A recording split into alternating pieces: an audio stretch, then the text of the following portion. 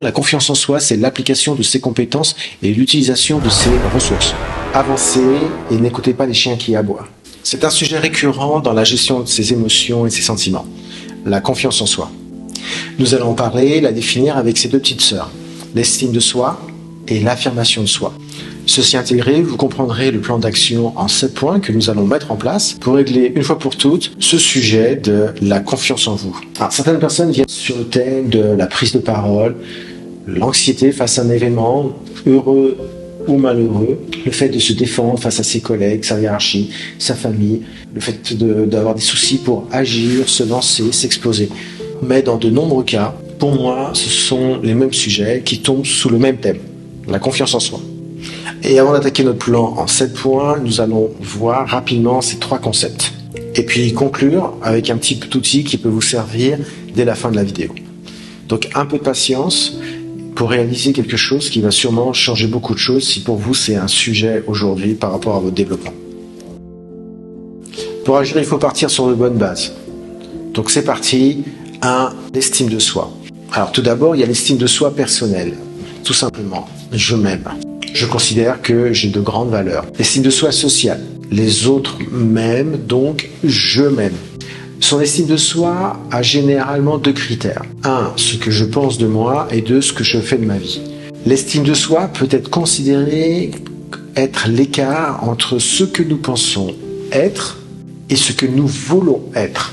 Et plus l'écart est élevé, plus notre estime est faible. La confiance en soi, c'est considérer ses propres compétences dans l'action. Je vais agir, parler et je suis confiant quant à cette exécution. La confiance en soi peut être considérée comme l'exécution, la mise en place, l'action de son estime de soi. Je chante sous la douche, je fais ma star devant la glace dans ma salle de bain seul. Et si je devais le faire devant 1000 personnes, y a-t-il une différence? Oui.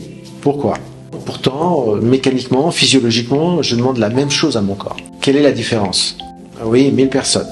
Et ma confiance en moi. La confiance en soi, c'est avant tout la capacité à croire que l'on peut réaliser, appliquer ce qu'on sait faire.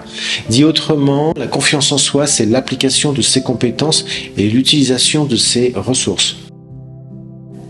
Alors, l'affirmation de soi, c'est la capacité à exprimer ses droits sans écraser les autres. L'affirmation de soi est liée à l'estime de soi et à la confiance en soi. Si pas d'estime de soi, alors l'affirmation de soi est fragile. Plus j'avance dans ma confiance en moi, par l'action, par la réussite, plus je satisfais mon estime et par conséquent l'affirmation de soi. Bref, ces 3 thèmes sont très liés et rebondissent chacun les uns vers les autres. Maintenant que nous avons la compréhension des 3 concepts, sur ce sujet, nous pouvons utiliser nos 7 outils, nos 7 actions pour transformer les choses immédiatement. Les 7 actions. 1. Acceptation. S'accepter. S'aimer. Ce que je suis est peut-être très moyen. Voire médiocre. Pour le moment. Mais je vais tenter de faire mieux. J'ai une grande nouvelle. Dans ce monde où il y a des gens super, il n'y en a pas beaucoup. Donc on va commencer par arrêter de se dévaloriser. 2. Ses croyances et ses besoins. En effet, il faut revoir sa carte mentale. Nous mettons certaines croyances et certains besoins avec plus ou moins d'importance, avec certaines exagérations. Et aussi, ils peuvent être à la mauvaise place dans notre carte mentale. Et ils nous bloquent, nous tétanisent, nous empêchent de vivre pleinement les choses. Un exemple, je dois être le meilleur ou rien. C'est mon frère ou moi. Le regard de mon père, la peur de l'échec et de la trahison. Dites-vous une chose, tout le monde est nul. Et ceux que nous applaudissons sont ceux qui essaient, tentent, qui ont des échecs et qui retentent. Quand vous applaudissez quelqu'un, souvent le meilleur, celui en haut des marches, vous applaudissez en fait la passion, le travail, l'opiniâtreté et la discipline.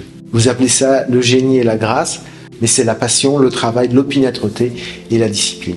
Vous devez être construit par une petite voix intérieure et non pas être dominé par les commentaires d'un étranger. Il y a cette vidéo spécifiquement sur ce sujet. Personne n'est parfait, pas vous et pas les autres. Et je peux vous faire une liste très longue de personnes qui ont commencé en étant moins bons que les personnes moyennes et qui ont fini au sommet de leur art. Donc, avancez et n'écoutez pas les chiens qui aboient. C'est quoi ta liste? Bruce Springsteen, Carl Lewis, Bruce Lee, Michael Jordan. Michael Jordan, le plus grand basketteur de tous les temps, refusé par son équipe de basket au lycée, car son coach le jugeait trop petit et trop faible.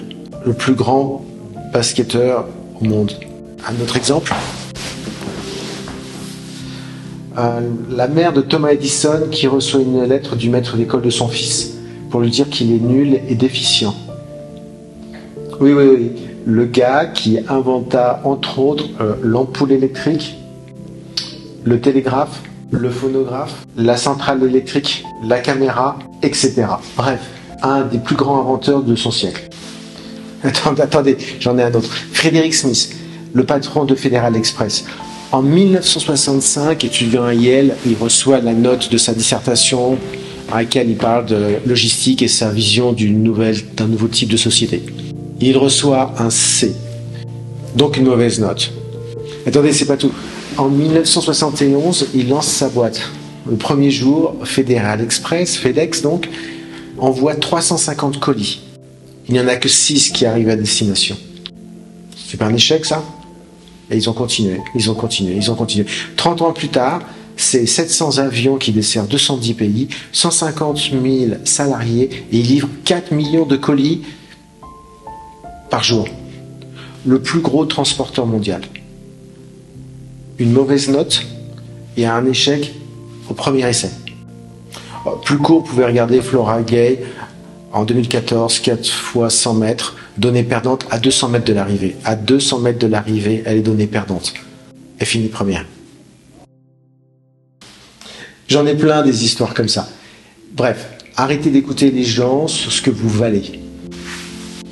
Écoutez leurs arguments s'ils sont constructifs pour vous améliorer. Mais n'écoutez pas ceux qui se satisfont de ne pas vous voir pousser, grandir.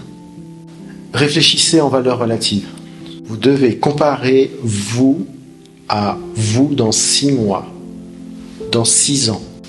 Être marathonien professionnel en Europe, ça peut valoir 2h05.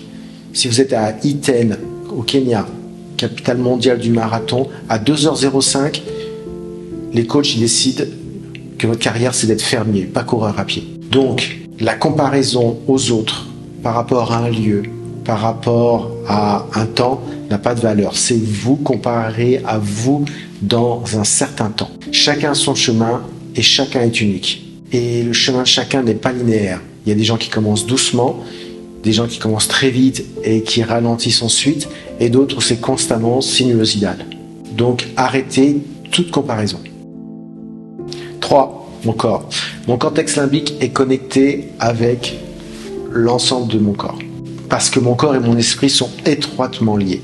En tant que thérapeute, je travaille beaucoup sur la respiration. Nous devons oxygéner chacune de nos cellules, et si mon corps se sent insuffisant en cette ressource qui est essentielle, il ne me poussera pas à l'action, vous le comprenez. Chargé en dioxyde de carbone, entre autres, il me poussera à l'inaction. Respirez correctement, expirez longuement. Vous pouvez trouver une vidéo sur le sujet. La posture. Alors, la posturologie est une méthode de médecine non conventionnelle. Nous n'allons pas parler de l'intelligence des fascias, des méridiens, mais nous allons parler de l'attention que vous portez à votre corps. Et ça va être un des piliers de votre confiance en vous. Tenez-vous droit. Je ne parle pas d'avoir l'air d'un athlète.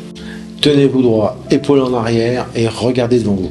L'attitude de mon corps drive l'attitude de mon esprit. Testez. Amusez-vous à sourire même si vous devez vous forcer et regardez ce que ça peut faire à l'intérieur de vous.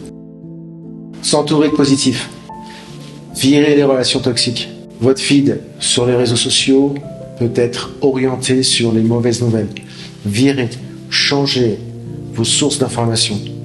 Plus vous scrollez des choses négatives, plus votre algo vous mettra des choses négatives. Allez sur des réseaux où vous pouvez apprendre. Choisissez des modèles. Écoutez des podcasts, des audiobooks. Suivez des chaînes YouTube. Des chaînes YouTube de bonne qualité. Vous êtes ce que vous fréquentez, ce que vous écoutez, ce que vous pensez, ce que vous dites. Ça 5. Objectif. Si vous n'avez pas confiance en vous, cela peut être pour différentes raisons. Et souvent, c'est peut-être que la première brique n'est pas là.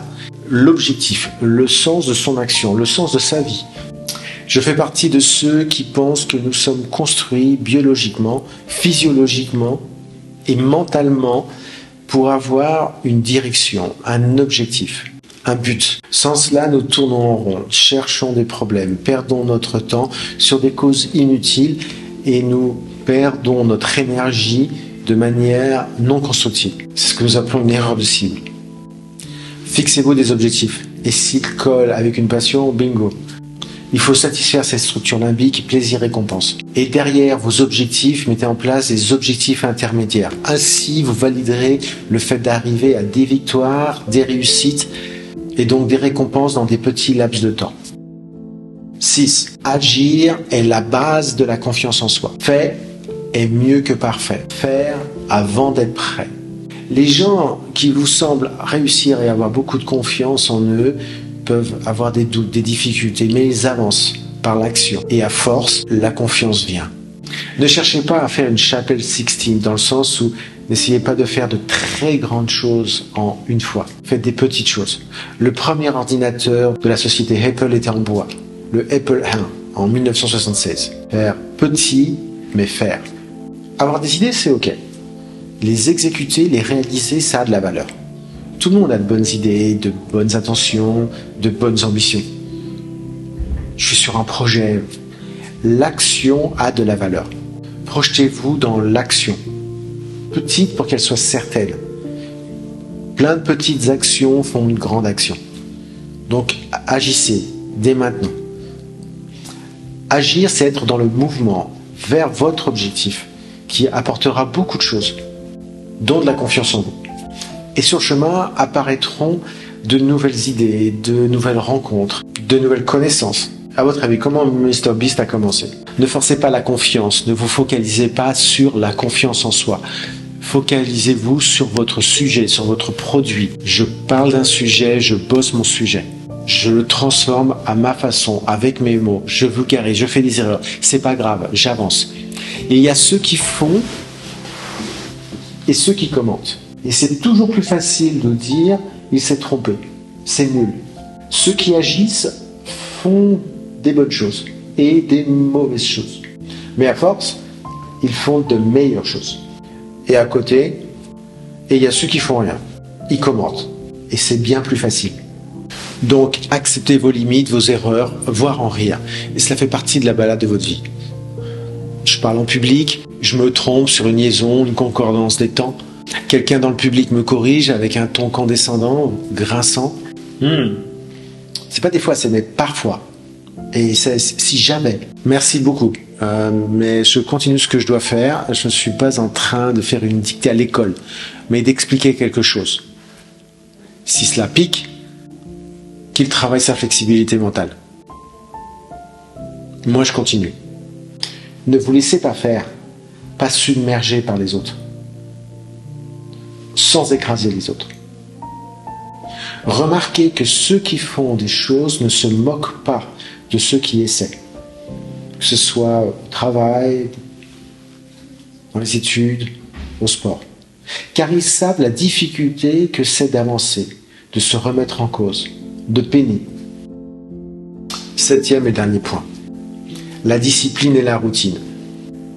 Par mes routines, je mets en place une structure stable et certaine, me donnant un sentiment de sécurité. Et ce sentiment de sécurité rempli m'aide à m'exposer, prendre des risques, un certain nombre d'heures par jour, un objectif intermédiaire dans 3 semaines à atteindre. Je contacte telle ou telle personne pour demander quelque chose, faire une collaboration sur un projet précis. J'ai un plan, des habitudes, et cela me donne confiance en moi. J'ai ce sens du mouvement. Pour conclure, je vous conseille de mettre en place un journal pour appliquer ces 7 points. N'hésitez pas à écrire par des mots-clés. Parlez de vos avancements, de vos limites, de vos doutes, de vos surprises. Ça vous fera avancer. Vaut mieux un peu tous les jours qu'un coup qui tombe à l'eau. Par ces 7 actions, vous êtes dans vos chaussures et vous y êtes bien. Dans vos sujets, vos besoins, vos valeurs et votre enthousiasme. La confiance en soi, c'est ça. Vous ne prenez pas la place d'un autre, d'une autre. Ne vous focalisez pas sur la confiance en soi en elle-même. La confiance en soi est la conséquence de l'ensemble de ces 7 points. Et si vous avez des questions, contactez-moi. Sinon, action.